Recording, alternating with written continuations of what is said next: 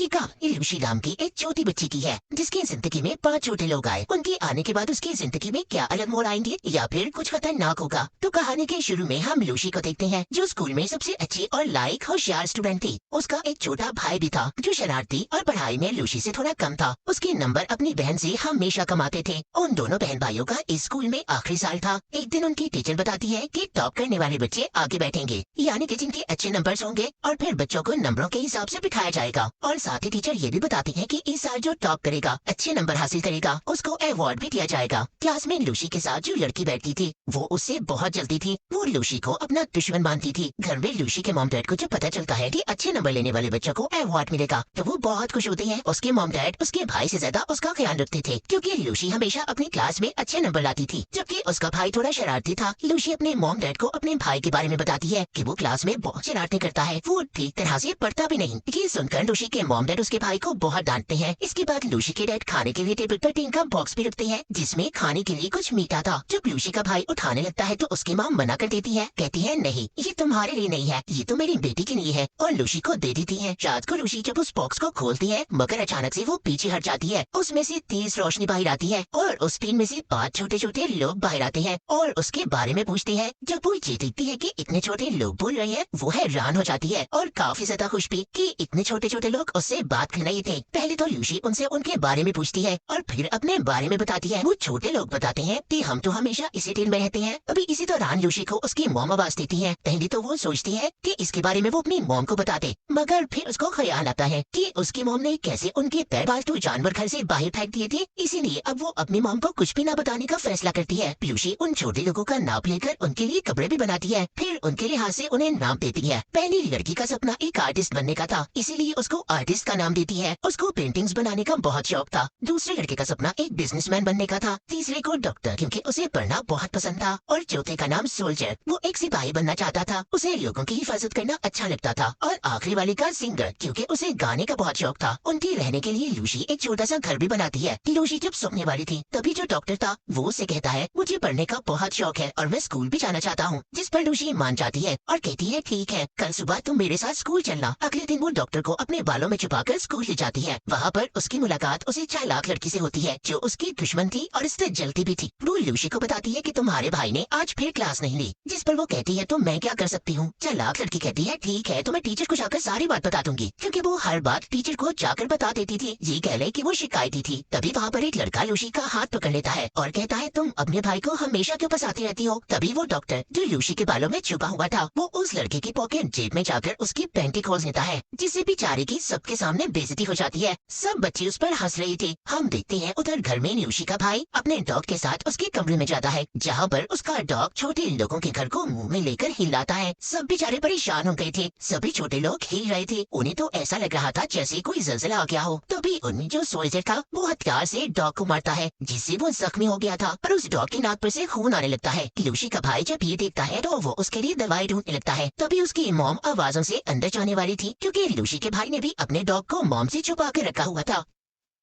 जब छोटे लोगों को पता चलता है तो वो उस डॉग को छुपाने में उसकी मदद करते हैं। सोल्जर उसके ऊपर बैठकर उस डॉग को खिड़की से निकाल कर ले जाता है। रात को जब लूसी को पता चलता है कि सोल्जर गायब है, सभी चोरी छुपकर उसे ढूंढने जाते हैं। तभी लूसी का भाई भी छोटे लोगों को देख लेता है। वो अब अपने भाई को सब कुछ सच बता देती है। उसका भाई सबका शुक्रिया करता है कि उन सभी ने उसके डॉग को बचाया। यहाँ पर लूसी बताती है कि मेरी मॉम का कहना है अगर मेरा भाई इम्तिहान में 90% नंबर लेकर पास होगा तभी वो इस डॉग को घर में रखने की इजाजत देंगी, पर वो बेचारा नालायक था, इतने अच्छे नंबर कैसे ला सकता था। यहाँ पर जो डॉक्टर था कहता है मैं करूंगा मदद तुम्हारी। अगले दिन डॉक्टर उसकी मदद करता है, पर क्लास में लूसी पेपर हल करते हुए सो जाती है। जब रिजल्ट आता है तो इसके भाई के तो बहुत अच्छे नंबर आए थे क्योंकि उसकी मदद डॉक्टर ने जो की थी। इस बात पर लूसी के मॉम डैड उसको बहुत डांटते हैं। उधर टीचर को स्कूल में लूसी के भाई पर यकीन नहीं आ रहा था कि वो इतने अच्छे नंबर कैसे ले सकता है, पर अभी भी डॉक्टर की मदद से सभी सवालों का सही से जवाब दे देता है। उसका नाम स्कूल के अच्छे और बेहतरीन स्टूडेंट में आ गया था। उसके मॉम डैड भी अब उस पर ध्यान देने लगे थे, पर लूसी इस इस बात से बहुत ज्यादा परेशान हो जाती है और बारिश में बैठकर सोचने लगती है। तभी उसकी दोस्त उसके पास आती है जो कहती है क्यों परेशान बैठी हो, ये एक टेस्ट ही तो था और ये टेस्ट हमारे आने वाले वक्त को नहीं तय कर सकता और टेंशन मत लो, सब ठीक हो जाएगा। जिसके बाद उसकी दोस्त उसको एक तस्वीर देती है जो लूसी की थी और उसकी दोस्त ने ही बनाई थी। वो तस्वीर जाकर लूसी छोटे लोगों को दिखाती है और कहती है मेरी दोस्त बेहतरीन आर्टिस्ट है, वो बहुत अच्छी पेंटिंग बनाती है, पर टीचर उसको मुकाबले में कभी भी नहीं जाने देंगी क्योंकि उसके नंबर टेस्ट में हमेशा कम आते हैं। ये सुनकर छोटे लोगों को बहुत गुस्सा आता है और सभी मिलकर टीचर का ऑफिस तोड़ने का प्लान करते हैं ताकि वो पेंटिंग्स की चीजों को चुरा सके। अगले दिन सभी छोटे लोग टीचर के ऑफिस में जाकर कलर्स को ढूंढ लेते हैं और सभी उन्हें लेकर बाहर तो आ गए थे। जो आर्टिस्ट थी वो वहीं पर रह गई थी, पर खुशकिस्मती से टीचर को कोई और बुला लेता है और वो भी बच जाती है। लूसी वो कलर अपनी दोस्त को देती है ताकि वो मुकाबले में हिस्सा ले सके। उसकी दोस्त आर्टिस्ट के साथ मिलकर पेंटिंग बनाती है। जब स्कूल में पेंटिंग बनाने का मुकाबला होता है तो वहाँ पर कम नंबर वाले बच्चों का आना मना था, पर लूसी अपनी दोस्त की बनी हुई ड्राइंग सब मेहमानों को दिखाती है और सबसे अलग अलग जुबान में बात भी करती है। सबको बहुत अच्छा लगता है, पर लूसी ऐसे शो के दरमियान में आ गई थी, इसीलिए बेचारी को सजा दी जाती है कि उसने शो को खराब किया। उसको ये सजा मिली थी कि वो पूरे ग्राउंड की सफाई करेगी। वहाँ पर और भी बच्चे उसकी मदद के लिए आ गए थे जो सभी उसके दोस्त थे। तभी उधर स्पीकर में ऐलान किया जाता है कि जिन बच्चों के कम नंबर आएंगे वो किसी भी मुकाबले में हिस्सा नहीं लेगा। सभी छोटे लोग जब ये सुनते हैं कि ऐसा होने वाला है वो ये फैसला करते हैं कि जो भी बेचारे पढ़ाई में कमजोर हैं ये उनकी मदद करेंगे। लूसी अब सभी दोस्तों को उन छोटे लोगों से मिलवाती है। वो ये प्लान बनाती है कि टेस्ट में ये उनकी मदद करेंगे। अब टेस्ट देने का दिन आ जाता है मगर उन लोगों का प्लान यहाँ पर खराब होता है जब टीचर सब बच्चों को जगह बदलने का कहती है। ये कहानी वैसे सबके बचपन की है, लेकिन खैर फिर भी जैसे तैसे करके वो सब बच्चों की मदद करते हैं और उनको पास करवा ही देते हैं। पास ऐसा वैसा सब बच्चों के बहुत अच्छे नंबर आते हैं, पर टीचर को उन सब का पता चल गया था कि सब नकल से पास हुए हैं। ये सब कुछ टीचर को उस चालाक लड़की ने बताया था जो लूसी से जलती थी क्योंकि उसे नकल वाले कागज क्लास में से मिले थे। अब उन सब बच्चों को प्रिंसिपल के ऑफिस में बुलाया जाता है।